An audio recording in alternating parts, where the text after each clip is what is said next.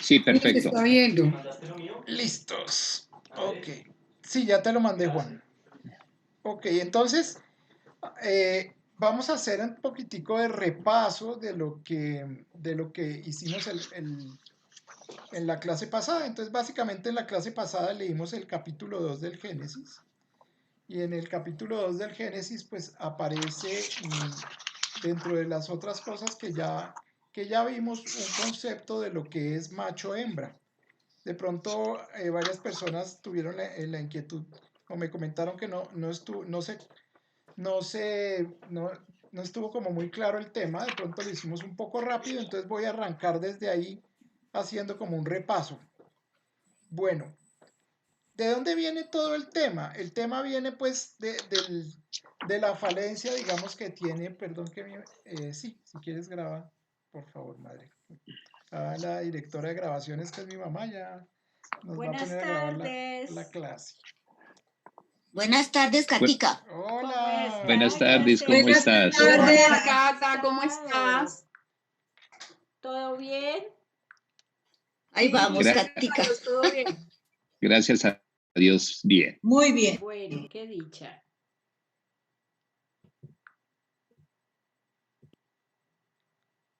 Por ahí Judy y Charlie se disculparon que no me lo pongas encima del mouse. Ok, ahí, pero no acá encima. Ahí, ponlo ahí encimita, pero eso, ahí. Listos. Que no podían asistir, entonces, pues bueno, aquí estamos grabando las, eh, las presentaciones. Entonces, el concepto de macho y hembra, de dónde digamos, salió acá? Entonces aquí sale el tema de que en el relato dice que Dios creó al hombre, ¿no? Y después dice, Dios creó de la costilla del hombre a la mujer, ¿no es cierto? Entonces, acuérdense que el tema, digamos aquí, que tenemos que tener en cuenta es que como el hebreo antiguo es muy pobre en adjetivos calificativos, ¿sí? Entonces, para el hebreo existe la palabra hombre y mujer, ¿sí? Pero en realidad el sentido que le da o el concepto que le da el autor es el concepto que les voy a mostrar de macho y hembra, ¿sí? Aunque se refiere él a la palabra hombre y a la palabra mujer, en realidad de lo que está queriendo hablar es de este concepto que, que, que yo les hablé la vez pasada de macho y hembra. Entonces, el ser humano, ¿sí? Que digamos que es lo que se llama hombre en el relato, cuando dice el relato que Dios creó al hombre, en realidad si lo leyéramos en español diría Dios creó a la humanidad, ¿no es cierto? Y más, fíjense, curiosamente nadie me ha hecho la pregunta, pero si ustedes se ponen a mirar con cuidado, en el capítulo 1 y en el capítulo 2 no se habla del nombre Adán, ¿sí? Y tampoco se habla del nombre Eva, ¿sí? Vamos a ver cómo ahorita en el capítulo 3 sí se habla de Adán, ¿sí? Entonces para que lo tengan ustedes ahí en cuenta.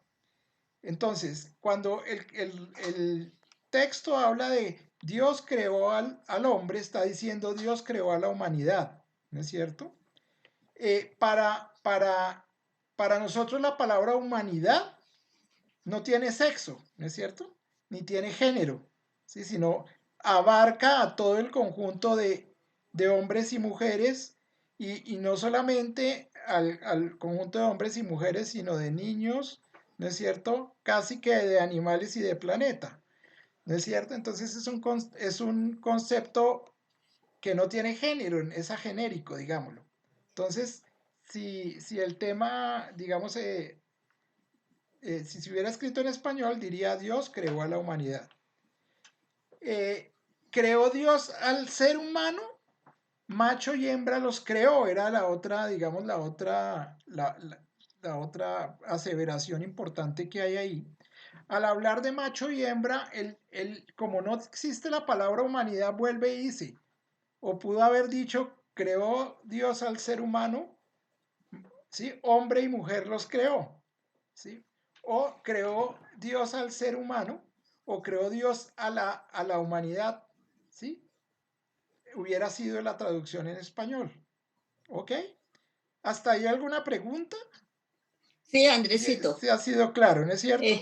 Que ese fue el pedacito que la vez pasada. Sí, Olguita me dijo que era clarito. Ok. No, quiero, Ok, bueno, sí, es muy Olguita, claro. dinos. Es muy claro, Andresito. Sí, Quería hacer era una observación claro, en el, sigue. en el sentido de que hasta hace muy poco así se entendió siempre, que al hablar del hombre se hablaba del ser humano. Pero recientemente es que entonces hay que decir los niños, las niñas, los hombres, las mujeres, como si el hecho de ser, de hablar del ser humano, de decir el hombre como ser No humano, fueran todos, no sí. tuviera ya validez. Eso me Sí. ha parecido a mí una tontería tan grande. Claro, eso es verdad. Eso, digamos, viene ahorita con el tema de la teoría del género, ¿no es cierto? Sí, sí, Sí, donde claro. dicen, ¿no? Que los hombres, las mujeres y los niños y las niñas. Sí, Sí, sí, eso es sí, completamente absurdo, pero digamos que mira que hasta dónde total. llega el tema, ¿no? Es tan rico el lenguaje que de pronto lo vuelven corto, ¿no? Ya. Estamos volviendo a eso. Ok, entonces yo les aclaro, la palabra Adán, ¿sí? En la Biblia, a partir de que lo leamos, lo vamos a leer ahora en el capítulo 3, porque el capítulo 1 y 2 no se habla en ningún momento de Adán, ni de Eva, ¿sí? Los invito si quieren a que revisen ese tema y que le parece uno curioso, ¿no? Siempre hablan de hombre y mujer o macho y hembra, ¿sí? Entonces, la palabra Adán aparece ahorita en el 3 capítulo, significa la parte masculina, ¿sí? Pero no masculina biológica, sino de la que estamos hablando. Y cuando hablemos de Eva, significa la parte femenina, ¿no es cierto? Y que vamos ahorita a mirar. Y pues ahí está, digamos, en la presentación que como el hebreo es pobre en sustantivos abstractos, entonces él no puede decir humanidad, sino dice macho y hembra o hombre y mujer. ¿Listo? Son aspectos, bueno, entonces, ¿por qué el tema? Porque hombre y mujer en el relato son aspectos complementarios de la totalidad del ser humano. ¿Sí? O sea, para la Biblia de ahora en adelante, o sobre todo para los primeros 11 capítulos del Génesis, la palabra masculino, ¿sí? Que nosotros lo llamamos el principio activo, ¿sí? Dijimos que opera por medio de la inteligencia. Eso no quiere decir que las mujeres no tengan inteligencia, ¿no es cierto? Hablando del género femenino, sino que nosotros llevamos dentro de todos nosotros ese principio activo. Ese principio activo funciona tanto en los hombres como en las mujeres como inteligencia. Y yo subrayé y aclaré un poquitico el tema porque es que se vuelve como, digamos, al hablar de inteligencia, hablemoslo más bien como la racionalidad. Es como la parte racional, ¿sí? De nuestro actuar, como un principio racional. La psicología es la que lo llama inteligencia y actúa a través de la fuerza y la acción. Se dice que el principio activo o el principio de lo masculino es un principio basado, digamos, principalmente en la parte racional del cerebro, ¿sí? Y que está subrayado por la fuerza y la acción. Eso lo dice la psicología interpersonalista y la antropología científica, ¿sí? O sea, aquí nos estamos yendo hacia la definición de esas ciencias que tienen que ver con el principio activo. Y hablamos también del principio lo femenino o el principio pasivo, ¿sí? Que dijimos que se expresaba ya no a través de la racionalidad, sino a través de, diría yo, la objetividad, ¿sí? O el sentimiento. Y que típicamente tiene rasgos de sensibilidad, fragilidad, ¿sí? Y receptividad. Ok, yo puse, digamos, como un ejemplo, ¿sí? El sol y la tierra. El sol, pues, nosotros decimos él por decir, que es masculino, pero por lo que es un principio activo, ¿no es cierto? Que es un principio que da, entrega, ¿no es cierto? De alguna manera nosotros decimos el sol nos entrega energía, nos entrega calor, nos entrega ese tipo de cosas. Entonces, como un ejemplo de lo masculino dentro de lo que uno pudiera hablar sería el sol. Ahora, la tierra, ¿sí? La podríamos hablar como ejemplo de lo femenino. ¿Por qué? Porque la tierra recibe el calor del sol, es un poco receptiva y está basada pues en la sensibilidad y en la fragilidad. El sol es el fuerte, la tierra es la frágil, ¿no es cierto? Ese es, digamos, como el sentido que el hebreo le daba a esto de humano, de masculino y femenino. ¿Sí me hago entender con ese ejemplo un poquito más? Listo. Sí, Sí, señor. Ok. Sí, porque es que la vez pasada no quedó tan claro. Qué pena con ustedes porque lo hicimos como muy a la carrera. Entonces, no existe un ser humano totalmente masculino o femenino, ¿no es cierto? Hablando de estos principios. Sí, no confundir, ahí lo pongo entre paréntesis en la presentación con pene y vagina. ¿Por qué pongo pene y vagina? Porque es un sentido biológico y esto que estamos hablando no tiene nada que ver con el sentido biológico, ¿no es cierto? El sentimiento debe estar regulado por la razón, ¿sí? Y la razón, ¿sí? Por el sentimiento. O sea, son principios completamente complementarios. Obviamente, si nosotros llevamos esto hacia la biología, nos damos cuenta como digamos, por creación de Dios, los hombres de alguna manera solemos ser más racionales, ¿sí? Que sentimentales o más racionales que subjetivos, ¿no es cierto? Y nos cuesta trabajo a veces el tema de la susceptibilidad y la receptividad. En cambio, ustedes, las mujeres, biológicamente han sido dotadas de alguna manera de ese regalo de tener el principio pasivo, ¿no es cierto? Predominante en su biología. Pero eso no quiere decir que ustedes, las mujeres, ni nosotros los hombres tengamos el sentido femenino y ustedes, las mujeres, tengan la parte masculina. Entonces, no existe un ser humano totalmente masculino y femenino. ¿Sí? No, todos estamos formados por eso y digamos que tenemos digamos, la biología nos ha marcado de alguna manera para irnos a alguno de los dos, pero necesitamos de los dos para vivir. ¿Qué tal un hombre solamente con el principio activo? ¿Sí? Entonces nadie le podría hablar, se creería completamente en la verdad de todo, ¿no es cierto? Y no necesitaría de nadie, ¿sí? Entonces, no existe esa persona, siempre va a existir una mezcla. O al revés, ¿no es cierto? ¿Qué tal un hombre con el sentido femenino que le diga sí a todo, ¿no? Sí, sí, sí, sí, a todas las propuestas que tiene. O que sea, digamos, completamente guiado por la subjetividad, ¿no es cierto? Entonces, ese, digamos, es como lo que yo quiero subrayarles con respecto a la analogía.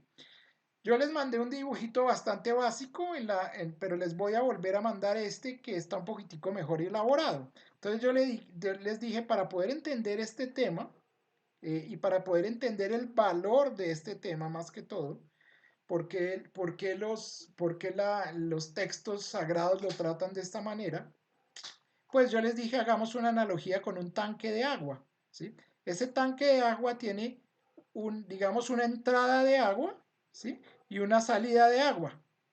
La entrada la pinté por acá por encima y la salida por abajo porque el agua sale por gravedad, ¿no?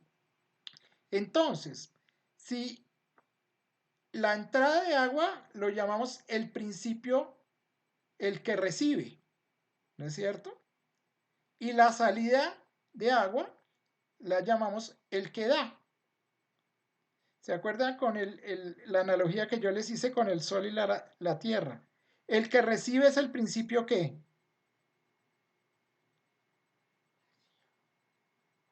Ok, pasivo, muy bien, es el principio pasivo, ¿sí? Y el que da es el principio ¿qué? Activo. Activo, activo, ¿no es cierto? Y el principio pasivo es el que llamamos lo femenino, ¿no es cierto? Y el principio pasivo, que Activo. activo, es el que llamamos lo masculino. Entonces, de esta manera, de pronto es un poquitico más fácil de entender por qué los nombres, ¿les parece? Sí, Listo.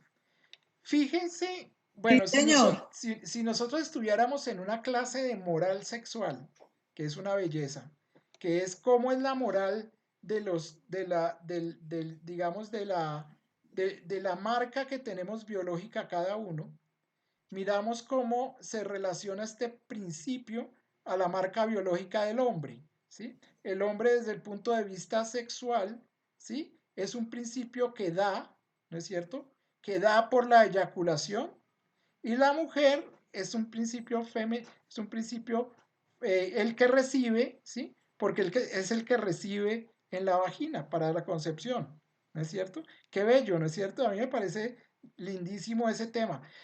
Bueno, se los traigo y basado en esto se hace toda la teología del género. O sea, existe todo un tratado de la teología que se llama la teología del género, y entonces existe la teología de lo masculino y la teología de lo femenino. Y está basado en estos principios. Y son una belleza. Ojalá algún día podamos hacer un curso de teología del género que es bien, bien interesante. Por ahora, eso es, digamos, lo que yo quiero que ustedes entiendan. Entonces, digamos que para poderle dar uso a esa analogía, pues yo les digo, mire, si yo solamente doy, ¿sí? Entonces me seco. Y si yo solamente recibo y no doy, entonces me rebozo, ¿no es cierto? Y pues ninguno de los dos extremos es el balance que se quiere del principio masculino-femenino, ¿no es cierto? Que es complementario. También, si yo no doy, pues me quedo con todo el agua ahí, entonces entonces me vuelvo egoísta y empiezo a oler a agua podrida, como lo de los floreros, ¿no es cierto? Y si solamente recibo, ¿sí?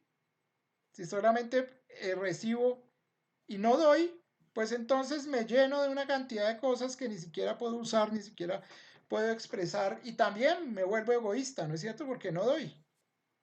Entonces, digamos que la analogía del principio masculino y femenino, pues es un equilibrio. El ser humano se realiza dando en la medida que recibe y recibiendo en la medida que da. ¿Ok? Y eso Andresito. lo vimos la vez pasada, lo estoy pasando así rapidito, pero si hay alguna pregunta con respecto a eso o alguien que quiera ampliar algo con eso, me cuentan. El No, ser humano al ser es una, Dime, Olguita. no es una ampliación ni mucho menos, porque lo que dijiste está perfectamente claro, Andresito. Es una observación, Sí, señora. que eso es lo que la absurda ideología de género ahora trata de destruir o de desconocer, ¿no es cierto? Muy bien, sí, señora.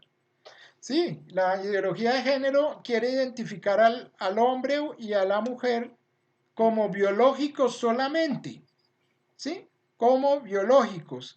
Y además se contradicen Iguales. en el momento de decir, no, son iguales. O sea, que hay digamos que hay una cantidad del principio femenino y masculino igual en cada una de las personas, y que de alguna manera el principio masculino y femenino eh, se, se resalta en las personas por el querer de la persona, no por la condición biológica. Y entonces pues ahí sí están mirando fuera el tiesto, ¿no es cierto? Porque pues los hombres y las mujeres somos desde todo punto de vista biológico muy diferentes. Somos desde el Claro. punto de vista espirituales muy parecidos y complementarios, ¿no es cierto? Y desde el punto de vista biológico somos complementarios pero a extra, ¿no? Estamos afuera del otro, ¿sí? Y eso es, digamos, lo que olvida la ideología de género, ¿sí? Sino que todo lo tiene allá metido, y pues yo puedo expresar como quiera, sacar o meter cada uno de los principios. Ok, no sé, Olguita, si quieras, pero me parece muy buena tu Sobre todo, intervención. sí, sobre todo, Andresito, que quieren desconocer totalmente el principio biológico. Sí, señor. Totalmente lo desconocen.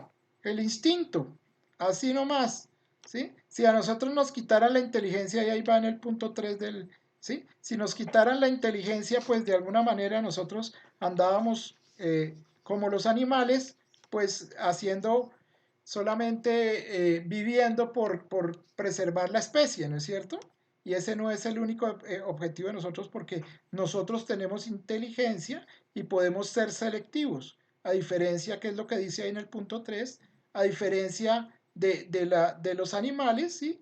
Que digamos, se desempeñan por el principio del instinto, ¿no es cierto? Sí. Andresito, Bueno, señorita. ¿cómo es eso? Mejor dicho, no cómo es eso, sino es una demostración más de lo absurdo de esa ideología, pretender que el ser humano, si un niño nace varón y quiere resolver él mismo que es niña, no, pues lo puede hacer. Es el absurdo más absurdo que se puede concebir. Sí, sí, porque mira que en el fondo quieren volver al muchacho que tiene, en el ejemplo que tú pones, biología masculina, ¿no es cierto? Lo Sí, quieren llenar solamente de principio femenino. Y eso es imposible. imagínate. Es imposible. Sí, porque si no, Claro, no sería complementario y no podría realizarse ese muchacho. ¿No es cierto? exactamente. Gracias, Andresito. Ok. Eso lo entendía muy bien el autor del relato. ¿Sí? Pone, digamos, el término de masculino femenino de esa manera. Y ahora lo vamos a mirar como yo se los comenté hablando de lo que vamos a mirar en esta clase, que ya es el capítulo 3. Bueno, habían unas conclusiones que yo quería como subrayar para terminar de discutir el capítulo 1 y 2. ¿Sí? La primera es que no hay ningún elemento que se relacione, digamos, aquí en la Biblia y en estos dos capítulos que hemos estudiado, no hay ningún elemento que nos relacione con problemas científicos. O sea, el autor está lejos, bien lejos, de decir cómo se hicieron las cosas, sino él lo que está diciendo es cuál es el sentido de las cosas, ¿no es cierto? Y por eso, pues yo les hablé la clase pasada digamos, las dos teorías que hay que no están ahí en la Biblia, pero que la gente ha dicho, no, es que la Biblia habla del monogenismo, o sea, que todos descendemos de una misma pareja. O la Biblia habla del poligenismo, o sea, que la humanidad aparece simultáneamente. Esas son dos teorías que no están en la Biblia, pero que por algún motivo la gente los ha llevado a la Biblia, ¿sí? Y eso pues nos ha convertido pues el entender la creación y lo que quiere decir el autor del Génesis, pues en bastantes cosas que en realidad el autor no quiere decir. Entonces, el autor tampoco quiere decir cómo se creó la raza humana, ¿sí? Ahora, si ustedes me preguntan cuál es la hipótesis más válida, pues yo creo que el poligenismo es la más válida, ¿sí? Porque hoy en día se han encontrado, pues en todo el mundo, o sea, desde Chile hasta Alaska y hasta en Siberia, ¿no es cierto? Se han encontrado hallazgos del prehomínido, que es el hombre, pues que del cual descendemos nosotros, y está por todo el mundo, no estuvo en un solo lado. Sí, esa es una razón. Y la otra razón es genética, donde yo les decía que pues está demostrado genéticamente que si nos cruzamos entre familiares, pues hay una degradación genética, ¿no es cierto? Entonces, si Claro. ustedes me preguntan, aunque la Biblia no lo dice, ¿sí? Yo le apostaría al poligenismo y a la evolución. Y no tiene nada, la evolución hoy en día no tiene nada que hablar con la Biblia, porque la Biblia no dice cómo, ¿sí? Sino el qué. Y ahí están muy confundidos nuestros hermanos los evangélicos en tratar de defender el monogenismo, porque ustedes se oponen a hablar con un pastor evangélico, sobre todo de no los luteranos, sino los otros, ¿sí? Ellos creen en el monogenismo y lo defienden, y pues lo defienden a punta de mentiras porque pues es muy difícil de defender hoy el monogenismo, ¿no es cierto? Sí.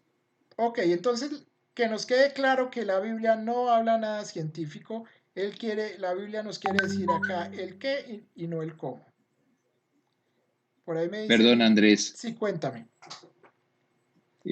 no se nos va a interrumpir la sesión, ¿verdad? No, no, no se nos va a interrumpir, tranquilos que estamos el Padre muy amablemente nos está cediendo el Zoom de la parroquia que es pago, entonces no vamos a tener el corte, ¿vale?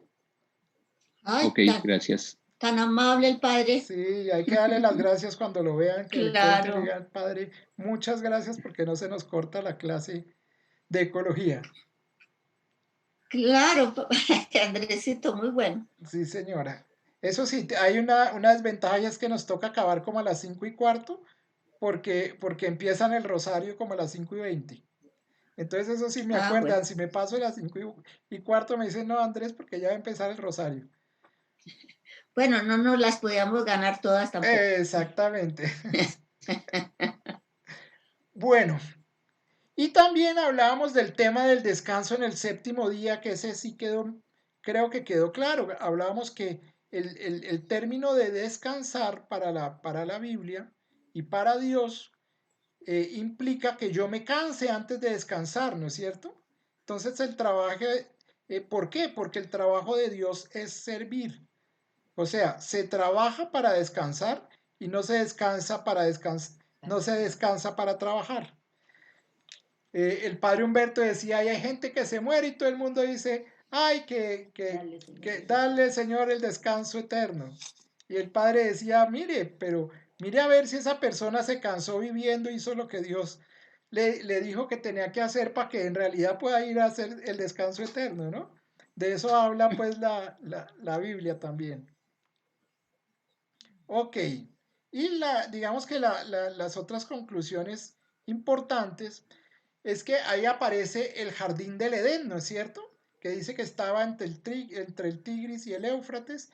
Y entonces yo les recalco y les supercalco, porque es que la gente hoy en día, mejor dicho, es difícil borrarle eso de la cabeza, es que el Edén no es un lugar geográfico, no existe. Esto, lo que estamos leyendo acá es un relato en forma de mito y todo lo que se habla acá sí son símbolos y los símbolos tienen un significado. Entonces no se pongan ustedes a buscar el Edén porque no lo van a encontrar. Además dice que el Edén estaba ya cerca al Tigris y al Éufrates y los que hayan ido por allá se dan cuenta que allá esa vaina es un peladero terrible, es un desierto, ¿sí? Terrible. Entonces allá no va a haber ningún jardín del Edén, ni nunca ha habido ni nunca habrá, ¿no es cierto? Y también les aclaré que el Tigris y el Éufrates a esos ríos que están ahí les pusieron esos nombres porque los sacaron de la Biblia, ¿sí? No por... Perdón, Andresito, Lilian está escribiendo y dice que se le fue el internet y que no logra conectarse con el teléfono. Ok, dile que tranquila que igual estoy grabando la clase. Bueno, Hoy la estoy perfecto. grabando en Ok. video, entonces todos vamos a salir ahí en el video. Bueno, listo, Y perfecto. y que yo se la hago llegar. Si no puede entrar, ¿vale? Me haces el favor. Ok, entonces, ¿cuál es el símbolo del Edén? ¿Sí? Que es lo que... Entonces, ¿qué significa Edén en el relato? Significa la armonía absoluta, ¿sí? Representa una realidad deseada, ¿sí? Es algo como lo querido por el hombre, ¿no es cierto? El deber ser, si habláramos de la filosofía, ¿sí? Eso es lo que significa el Edén. Y hoy vamos a leer también la expulsión, ¿no es cierto? O sea, la expulsión del Edén, que también tiene un símbolo. Y la expulsión es el símbolo de la ruptura o de la armonía, ¿no es cierto? Es el símbolo de la ruptura o de la armonía. Mire, la expulsión para nosotros aquí, personas de carne y hueso, hoy en el siglo XXI, ¿sí? Es toda nuestra precariedad, es toda la incomprensión, nuestra carencia, nuestra limitación, en otra palabra, lo real histórico de nosotros, porque nosotros somos seres limitados, ¿sí? Que tenemos carencias, que a veces somos incomprendidos. Entonces, el símbolo de nosotros es la expulsión, ¿sí? Y el símbolo de la armonía absoluta que representa lo deseado, el deber ser, es el Edén. Y desde ese punto de vista, el símbolo Edén y expulsión son realidades simultáneas y no sucesivas. ¿Qué quiere decir eso? Que lo que quiere explicar aquí el autor con el símbolo del Edén y la expulsión es que son realidades que siempre ocurren en la vida del ser humano. Son realidades que se llaman antitéticas o opuestas, ¿sí? Así como la realidad de el santo y el pecador, la felicidad y la infelicidad. Nosotros siempre caminamos en nuestra vida en momentos alegres, pero también en momentos tristes, en momentos de santidad, pero también en momentos de negación a la santidad, ¿no es cierto? En momentos de ir de menos a más, o sea, de evolucionar de acuerdo al principio divino, o a veces al revés, que volvemos al principio, ¿sí? O nos volvemos negativos. Entonces, lo que significa el símbolo Edén y expulsión es esa realidad de nosotros los humanos. ¿Queda claro que alguien quiere aportar? Olguita, no sé si tengas, que tus aportes son bastante ricos para aclarar las cosas. Ay, Andresito, gracias. No, está perfectamente claro. Ok, entonces Gracias. Edén y expulsión no representan un momento dado, porque es que ¿saben qué? Nosotros también tenemos otra cucaracha en la cabeza, ¿sí? Y es que Dios nos creó al principio perfectos, ¿no es cierto?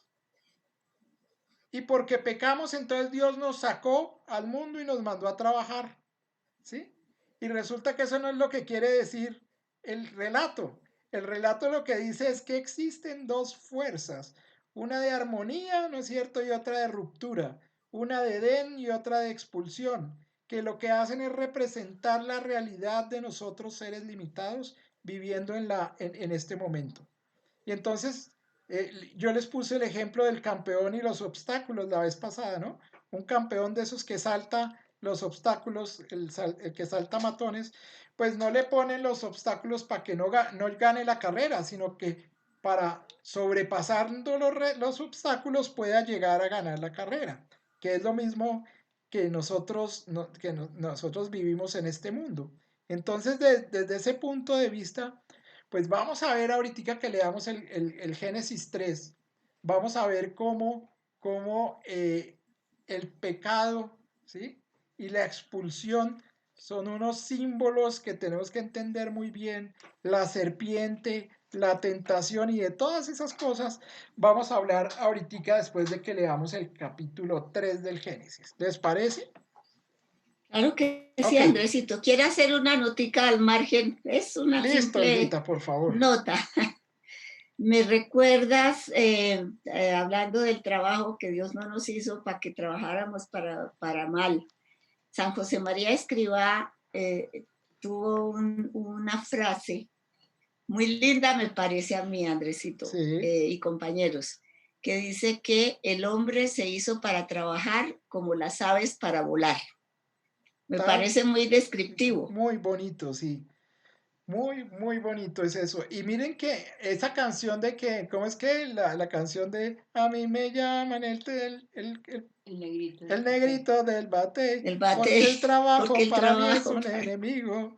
El trabajar yo se lo dejo todo al rey, porque al buey, perdón, buey. porque el trabajo lo hizo Dios como castigo.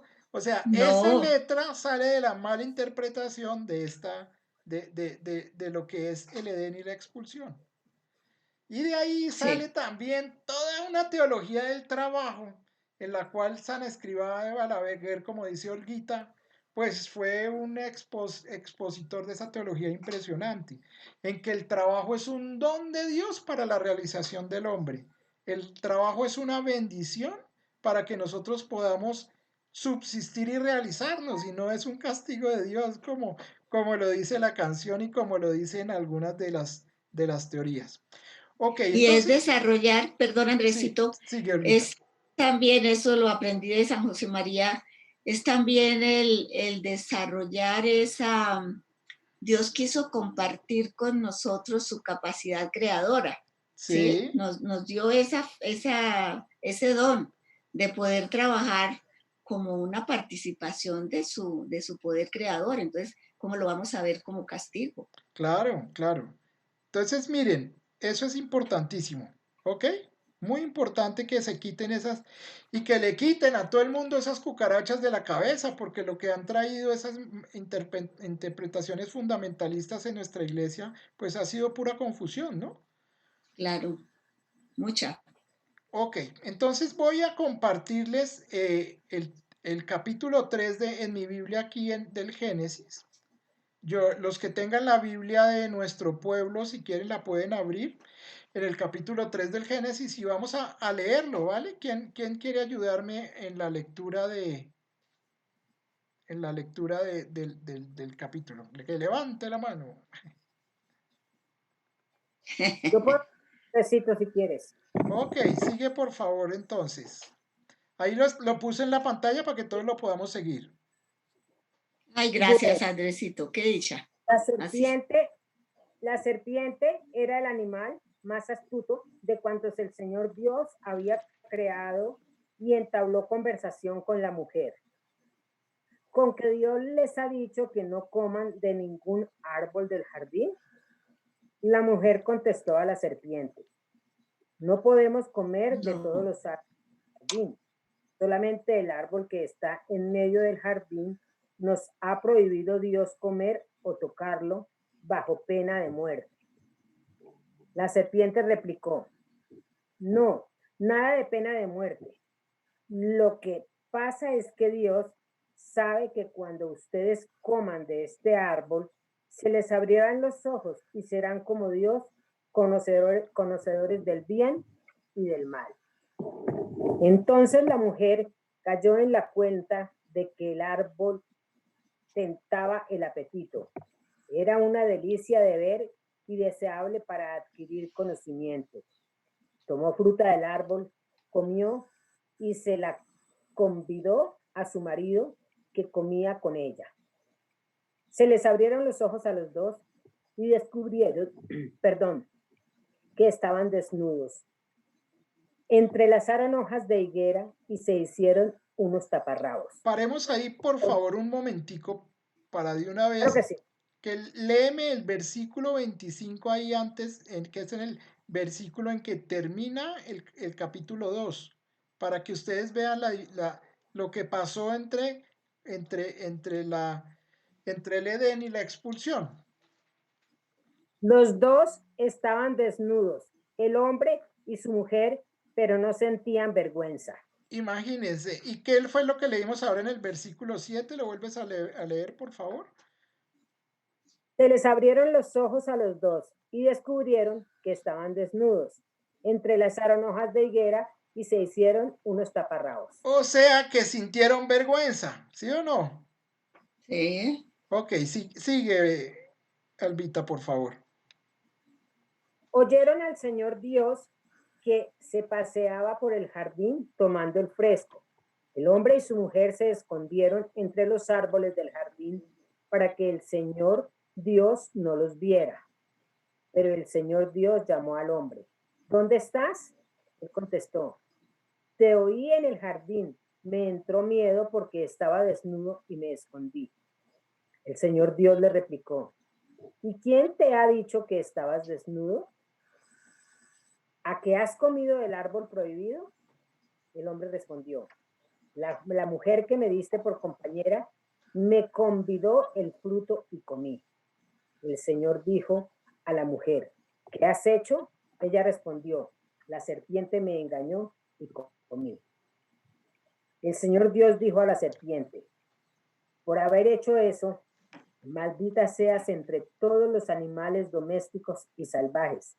Te arrastrarás sobre el vientre y comerás polvo toda tu vida. Pongo enemistad entre ti y la mujer, entre tu descendencia y la suya. Ella te herirá cuando tú hieras a la mujer le dijo, multiplicaré los sufrimientos de tus embarazos, darás a luz a tus hijos con dolor, tendrás ansia de tu marido y él te dominará. Al hombre le dijo, porque le hiciste caso a tu mujer y comiste del árbol prohibido, maldito el suelo por tu culpa. Con fatiga sacarás de él tu alimento mientras vivas. Te dará cardos y espinas y comerás hierba del campo. Comerás el pan con el sudor de tu frente, hasta que vuelvas a la tierra, pues de él porque eres polvo y al polvo. El hombre llamó a su mujer Eva por ser la madre de todos los vivientes. El Señor Dios hizo unas túnicas de pieles para el hombre y su mujer y los vistió. Y el Señor Dios dijo, el hombre es ya como uno de nosotros en el conocimiento del bien y del mal. Ahora solo falta echar mano al árbol de la vida, tomar, comer y vivir para siempre. Y el Señor Dios lo expulsó del Edén para que trabajara la tierra de donde lo había sacado. Echó al hombre y al oriente del jardín del Edén colocó a querubines y una espada de fuego zigzagueante para cerrar el camino del árbol de la vida. Hasta ahí, Andresito. Sí, palabra de Dios. Te alabamos, Señor. Ok, esto es terrible, ¿no es cierto? ¿Qué cantidad de interrogantes le salen a uno al leer este relato? Entonces los invito a que empecemos a desenmarañar los símbolos que hay en el capítulo 3, ¿les parece? Claro, Andresito. Claro que sí, Andresito. Entonces vamos a ver lo que se llama la teología del Edén expulsión, ¿sí? Se llama este pedacito. Miren, ahí en el voy a ir explicando los principales símbolos. Voy a hacer lo mismo que hicimos con lo otro. Y pues ahí, si ustedes quieren, podemos aclarar algunos otros. Pero vamos yendo por los principales. Entonces, en el versículo 15 dice, pongo enemistad entre ti y la mujer. ¿Sí? ¿A quién le decía eso? Pues a la serpiente, ¿se acuerdan? O sea, pongo enemistad entre ti y la mujer. Miren, la serpiente en el relato, ¿sí? Nosotros también es otra cucaracha que tenemos. Decimos que es el pecado y resulta que la serpiente no es el pecado, ¿sí? La serpiente en el relato es el símbolo de la tentación, ¿sí? Por eso la serpiente está ahí en el jardín del Edén y la puso Dios, ¿sí? Pero ¿para qué puso la tentación Dios ahí en el jardín del Edén? Pues para lo mismo, la tentación por sí no es mala, ¿no es cierto? Ni es pecado, porque si no, la tentación la tuvo hasta Jesucristo, ¿no es cierto? En el desierto, cuando fue tentado, ¿no es cierto? Eso no quiere decir que la tentación sea pecado, ¿no es cierto? Ni que sea mal. La tentación por sí es neutra, ¿sí? Si nosotros cedemos a la tentación, pues por nuestra libertad, ¿sí? Cometemos pecado. O sea, nos vamos al lado del mal. Pero si vencemos la tentación, ¿sí? Se nos convierte en una bendición, en un pedacito de camino a la santidad. Entonces, fíjense que la tentación de por sí es neutra, ¿sí? Entonces, la serpiente significa la tentación. Está ahí y la puso Dios. No para que el hombre no sea santo, sino para que el hombre se esfuerce, ¿sí? En quitar todo lo malo, o sea, en vencerlas, lo que hablábamos ahorita del símbolo de la expulsión, en vencer todo lo que nos limita, ¿sí? Para acercarnos más hacia donde Dios nos llamó. Entonces, eso significa, pongo enemistad entre ti y la mujer. Ahora, ustedes ya saben que la mujer no significa mujer biológica, ¿no es cierto? Sino la mujer significa el principio. ¿El principio qué? Pasivo, ¿no es cierto? Pasivo, Exactamente. receptivo. O sea, la fragilidad, la parte frágil de la humanidad, ¿sí? Entonces, en ese momento lo que está diciendo el relato es que dice, pongo enemistad entre la tentación y la parte frágil de la humanidad. O sea, ¿por dónde pecamos nosotros? Siempre por nuestra fragilidad, ¿no es cierto? Por Sí. creernos más de lo que somos, por sentirnos, digamos, más que los demás, por esa parte frágil, entonces lo que dice el relato ahí es que nos dice a nosotros, nos enseña, digamos como la moraleja del cuento es, ojo, humanidad, ¿sí? No, si tienen Perdón, tentaciones, no se acerquen con fragilidad. ¿Por qué? Porque van a pecar. es que no hay que buscar la ocasión del pecado. Exactamente, muy bien, muy bien. No tenemos que buscar la ocasión del pecado. Ahora, eso no quiere decir que no, en el Padre Nuestro no decimos, Padre Nuestro, quítanos las tentaciones, sino no nos Sino dejes caer en tentación, danos las fuerzas para no caer en tentación. ¿Sí? Entonces, acuérdense que nosotros estamos en este mundo como un principio de Edén expulsión. ¿Sí? Siempre vamos a tener el deber ser, ¿sí? Y lo que no nos deja ser, lo que no nos deja ser como Dios que quiere que seamos, ¿no es cierto? Entonces, aquí la tentación, entonces, además dice, entre tu descendencia y la suya, o sea, entre la descendencia de la serpiente, ¿sí? Y la descendencia de la humanidad. Entonces dice, ojo humanidad, no se acerquen, si están siendo tentados, no sean frágiles, ¿sí? Ella, dice, ella te herirá la cabeza cuando tú hieras su talón. Mire lo bonito de lo que dice ahorita. Ella, o sea, la fragilidad, ¿sí? Le herirá la cabeza ¿a quién? A la A la tentación, ¿no es tentación. cierto? Cuando tú trates de herir el talón, ¿cuál es el talón? ¿El talón de quién? De Aquiles. El ¿No? talón de Aquiles, muy bien. De ahí viene el Del- famoso talón de Aquiles, ¿no? O sea, de alguna manera la parte de atrás del pie se considera como frágil, ¿no es cierto? Como frágil Sí, de atacar, porque por ahí lo pueden tumbar a uno muy fácil. Entonces, sí. vamos a leer el versículo 15. Dice, pongo enemistad entre ti y la mujer, entre su descendencia y la suya. Ella te herirá la cabeza cuando tú hieras su talón. ¿Cómo? O sea, ¿cómo lo podemos hacer? Pues con el poder de Dios. Viéndola. ¿Perdón? Cuando somos capaces lógicamente, con Dios, bajo la acción del Espíritu Santo, vencer la tentación, así le herimos la cabeza. Exactamente, muy bien, Luz Alba. ¿Queda entendido? Bastante diferente a lo que uno pudo haber pensado cuando lo lee así desprevenidamente, ¿no es cierto? Sí, Andresito, claro. Ok, avancemos entonces. En la segunda carta de los Corintios 12 al 7, ¿sí? Se los voy a leer. Ahora bien, para que no me envanezca, me han clavado en las carnes una espina, verdadero delegado de Satanás que me abofetea. A causa de ello, rogué 3 veces al Señor que lo apartara de mí, y me contestó, te basta mi gracia, la fuerza se realiza en la debilidad. Así que muy a gusto me glorificaré de mis debilidades, para que se aloje en mí el poder de Cristo.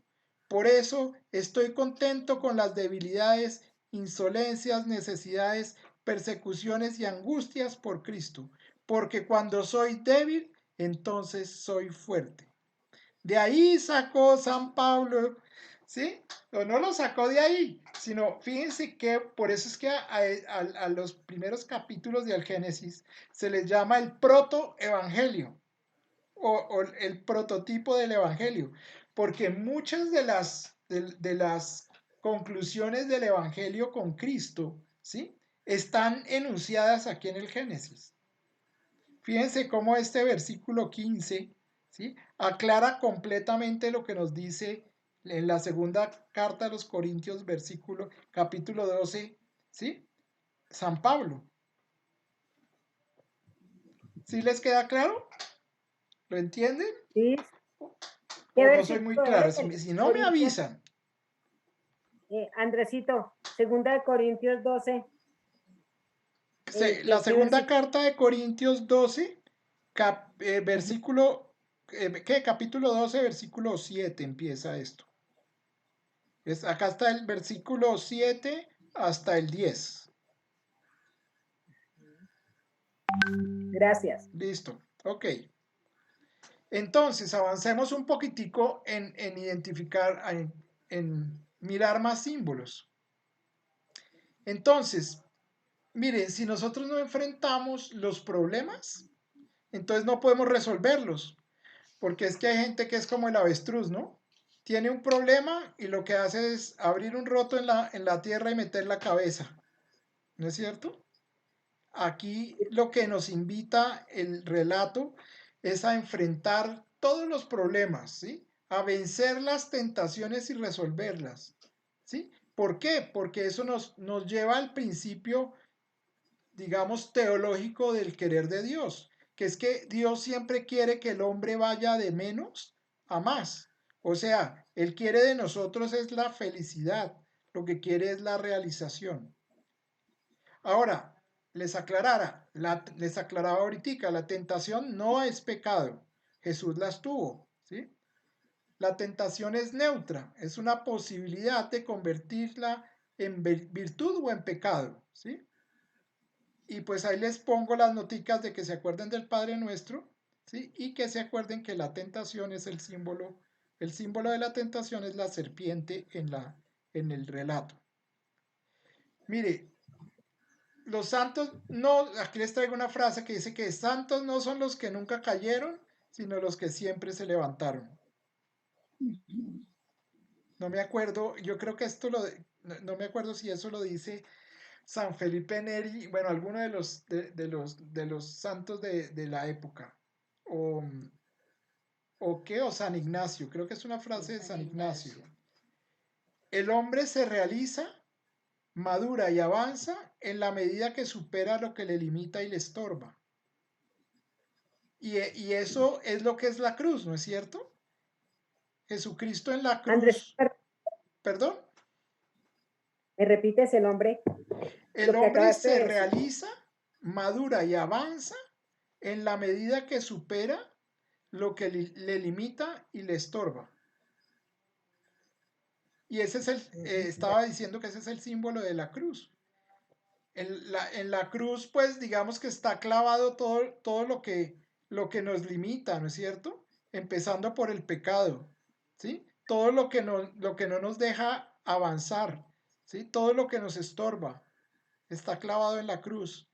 Y por la misericordia de Dios, ¿sí? Y la muerte y resurrección de Jesucristo, la cruz se convierte, ¿sí? En símbolo de esperanza. ¿Sí? ¿Para qué? Para que nosotros tomemos la cruz de cada día y hagamos lo que nos dice el Evangelio. Niéguese a sí mismo y sígame.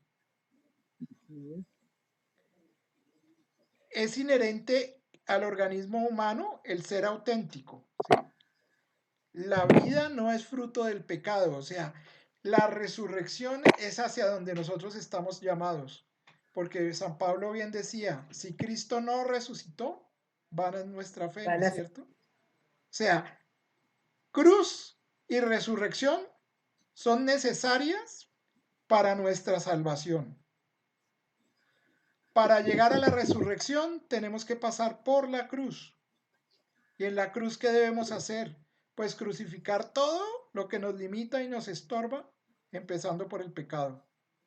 Que el Señor toma todo eso y se lo lleva al Señor. Y por pura, no por gracia de nosotros, sino por pura gracia de Él y misericordia, nos saca del mal el bien y nos lleva a la vida eterna, nos lleva a la resurrección. La vida no es fruto del pecado, ¿no es cierto? La vida es fruto del querer de Dios. ¿Se entiende ¿Se entiende ese sentido de lo que es el ir de la expulsión al Edén? Sí, señor. Hay otra Sí. frase que tampoco puse aquí, que ¿de quién era? Que dice, dichosos los que lloran. ¿De quién es? De San Mateo en las bienaventuranzas, ¿no es cierto?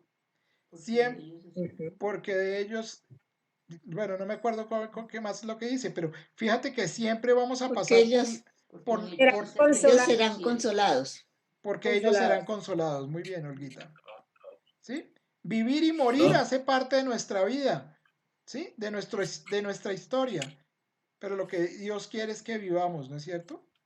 Es una lógica pedagógica, o sea, siempre nuestra vida está plagada de expulsión Edén. Preguntémonos, ¿no es cierto? ¿Hoy estamos en el Edén o estamos en la expulsión? Y si estamos en la expulsión, ¿estamos camino al Edén o estamos volviendo a comer el árbol que nos prohibió Dios que comiéramos? Que ahorita, entre otras cosas, vamos a ver qué significa eso, ¿no? El cristiano no Bueno, ve obstáculos en los problemas, sino retos y oportunidades de crecimiento. ¿No es cierto? Nosotros no podemos andar como decía el padre Humberto, con cara de caballos, así mirando para abajo, tristes. No, nosotros los cristianos, por todo esto que hemos hablado, estamos llamados a andar risueños, con esperanza, ¿sí? Viviendo el día a día, entendiendo el presente y ayudándole a los demás a caminar en el presente. Porque eso es el querer de Dios, servir a nuestros hermanos. Bonito esa interpretación de la expulsión y el Edén, ¿no es cierto? ¿Alguien quiere aportar algo que se me haya olvidado, que quiera decir alrededor de esto? Está muy claro, Andresito. Ok, Olguita, entonces avancemos otro poquito. Miren, a mí me fascina esta frase que es del Apocalipsis. Ustedes saben que el Apocalipsis es el último libro de la Biblia. Es de Apocalipsis 21, 3 al 5. Y dice, estoy haciendo nuevas todas las cosas. Y ese es el querer de Dios, ¿sí? Para el camino de nosotros de la expulsión al Edén. Yo no sé si ustedes vieron la película de Mel Gibson de La Pasión. Sí, ¿Se acuerdan que en el momento de la última caída del Señor, que ya no puede ni caminar, ¿sí? Él sale corriendo y se abraza de la cruz con las últimas fuerzas que tenía, ¿no es cierto? Y lo que dice en ese momento, que pues que no está en la Biblia obviamente, pero lo pusieron perfecto, es estoy haciendo nuevas todas las cosas, ¿sí? porque, porque en ese momento, digamos, la teología, porque esa película es más teológica bueno, además es histórica, ¿no? Porque relatan muy bien la crucifixión de Jesús, pero está tan bien hecha que pusieron esta frase en boca del Señor en ese momento y es completamente válida, ¿no? Estoy haciendo nuevas todas las cosas. Eso es lo que está diciendo con ese acto, ese símbolo de abrazar la cruz el Señor. ¿Sí? Es la esperanza de la resurrección, la esperanza de la salvación de todos nosotros. Ok, entonces, como ya se nos está acabando el tiempo, creo que nos quedan 5 minuticos. Entonces, redondeemos el tema y digamos que el fenómeno o los símbolos Edén expulsión son una dialéctica que le decía que es una superación de contrarios, ¿no es cierto? De todos los contrarios y, y es esencial, o sea, nosotros siempre que queramos ir hacia la alegría, ¿sí? Pasamos por la cruz y pertenece al ser del hombre de siempre y sucede siempre. Eso es lo que está diciendo el relato. Implica que el relato tiene un alcance ontológico. Ontológico quiere decir de la raíz del hombre. Volvamos a leer esa definición. La dialéctica de la superación de los contrarios es esencial. ¿Qué quiere decir eso? Que esa lucha siempre entre lo que el deber ser, ¿sí? Y lo que no somos es parte de nosotros, ¿sí? Es parte de nosotros. Y es esencial. O sea, es necesaria para que nos superemos. Y pertenece al ser del hombre de siempre. Y sucede siempre, o sea, nosotros no podemos decir, ah, bueno, se acabó el coronavirus, ahora sí salimos todos jajaja, muertos de la risa, y ya no vamos a tener pandemias, ¿no? Después de esta vienen, si no vienen más pandemias, vendrán otra cantidad de superación de contrarios.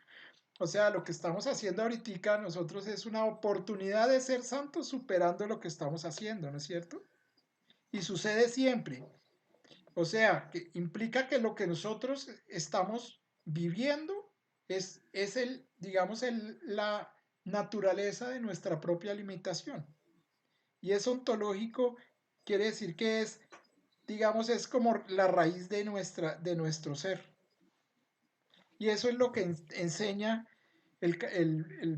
sobre todo el capítulo 2 y el capítulo 3, hablando del Edén y la expulsión. Ahora vamos a mirar todavía más, ya la próxima clase porque hoy no alcanzamos, vamos a mirar los otros símbolos que hay en el capítulo 3 para que vean lo bellos y ricos que son. Bueno, entonces si quieren, paremos aquí y pues si alguien tiene alguna pregunta, algo que quiera aclarar, o algo que digan, oiga Andrés, yo no estoy de acuerdo con eso y lo miramos porque es importante, pues aclarémoslo en este ratico, aprovechemos que no se nos cortó que no se nos corta la comunicación. Andrés, Pues, más que es... Sigue, José. Gracias, Nelson. Andresito, yo pensando en que había un árbol prohibido. El árbol, tal vez nos explicabas en alguna oportunidad que no importaba qué árbol era, lo que el Señor quería o lo que el Señor castigó fue el desobedecimiento. Muy bien, José. Muy bien, vamos a verlo en la otra clase. En la próxima clase vamos a ver un poquitico qué significa ese símbolo, pero es exactamente eso, ¿no es cierto? Lo que quería, digamos, de alguna manera el Señor era decir, oiga, háganme caso, chinos, aquí hay normas, ¿no? Como buen papá. Aquí hay algunos límites. No pasen esos límites, ¿sí? Y lo que enseña, digamos, un poco el relato en esa desobediencia es eso, transgredimos los límites de Dios, ¿no es cierto? Pero vamos a verlo con mayor detalle, los invito a Muy bien. la próxima clase, pero muy bien. Sí, Nelson, sigue. No, básicamente lo que quería comentar es que para los que estamos incursionando apenas en la lectura de la Biblia, esto es fascinante de verdad, poder entender los símbolos y el alcance que tienen estos textos que desprevenidamente cuando uno los leía, quedaba con unas concepciones completamente lejanas del significado y el sentido que tú nos has explicado. Muchas gracias por ello. No, pues gracias a Dios el Espíritu Santo nos pone todas estas formas de entender la Biblia y esta forma de entender lo que está ahí escrito, ¿no? Porque no es fácil, ¿no es cierto? No es fácil entenderlo, hay que estudiar bastante y digamos que de alguna manera yo aquí humildemente me pongo a su servicio para que en la medida de mis limitaciones ustedes lo puedan entender y el Espíritu Santo les ilumine más la lectura de esto. Entonces, miren, yo les propongo que ¿alguien más que tiene algo que quiera decir? Yo que me perdí la mitad. Ah, tranquila que la grabé completica. Yo te la voy a poner en YouTube para que veas, porque hubo varias personas que no pudieron estar. Entonces yo te la pongo a los que no alcanzaron, a Luzalba y a A Judy, Lilian. a Charlie y a Lilian, se los voy a mandar con les voy a mandar un link de YouTube apenas suba esto para que lo puedan repasar. A todos se los Ok. voy a enviar, se los voy a poner ahí para que lo puedan tener disponible. Perfecto, mil gracias. Cuando quieran. Gracias, Andrés. ¿Listos? Gracias, Andresito. Yo los Gracias, quiero Andresito. invitar hoy Bueno, que gracias. el salmo Gracias, está Andresito. precioso. Feliz semana para todos. Hasta luego. Chao, Hasta Marina. que luego. estés Lo bien. mismo. Hasta luego. Gracias. A ver, Adiósito. que queda. Que Dios Salud. nos Gracias. bendiga a Muy bien. todos. Y a ti, Andresito, gracias. Gracias. Qué Por acá mi interesante mamá tu les quiere clase, como compartir. Chica, siempre. ¿qué estás diciendo? Les quiere compartir por acá mi mamá una cosa. Cuéntanos, Madre. A ver, Que cuéntanos. ojalá se lean el salmo de hoy, que es precioso, nosotros que estamos estudiando eso, que es la alabanza universal. Es el Salmo 148. Por favor, léanlo. que es un 138. libro. Ok. 48. Salmo 148. Alabanza universal. 138 o 148. Perdóname. 1, 4, 138 o 148. 148. 148.